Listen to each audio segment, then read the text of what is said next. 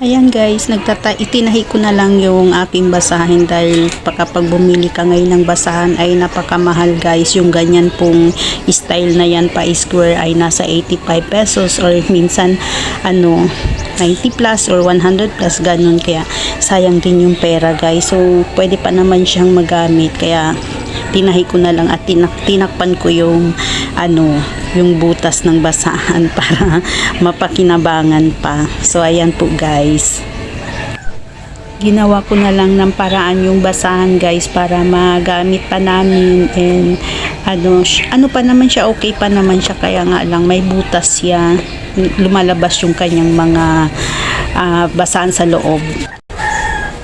Hi guys, good morning. Ayan guys, bali yung aming basahan guys ay may punit, malaki yung punit. So ginawa ko siya ng paraan guys, tinahi ko para magamit pa namin. And ito yung likod. So ayan, may design, parang may design. So ayan, tapos ko na siyang natahi guys. So dahil natapos ko ng magtahi ng basahan, ito naman yung cabinet namin, aparador sa sala ang aking lilinisin. At pagkatapos po guys, yung mga bintana, dahil nga napakadumi na, and siguro mga isang linggo kung hindi nalinisan. So ginawa ko naman yan, paglilinis ay twice a week.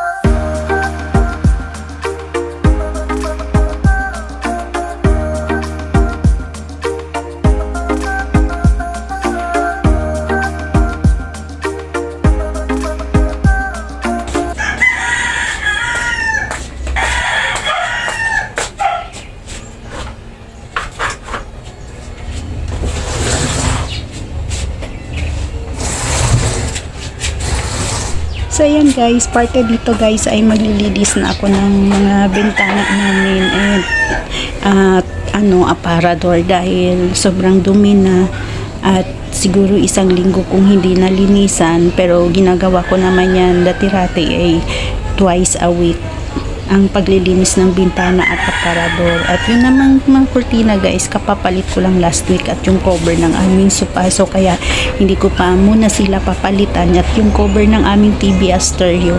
So yun lang naman yung aking gagawin, paglilinis sa aparador at bintana.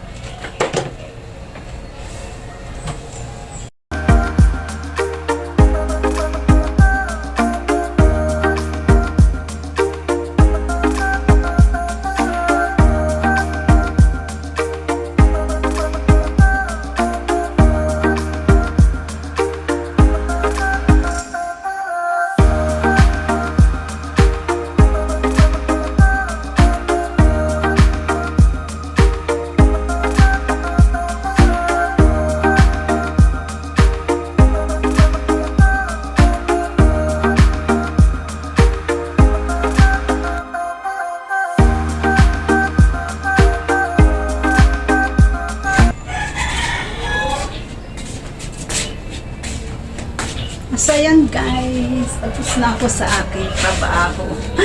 And yun lang naman yung aking trabaho sa umaga, magwalis sa labas at maglilinis ng mga bintana, cabinet. Pero eto yung cabinet guys ay twice in a week ko lang siya lilinisan at saka ito. So yun namang aking cover ng sopa, kalalaba ko lang ng last week. So hindi ko pa siya mapapalitan. And ayun na guys, and thanks for watching guys. Bye bye, God bless us all.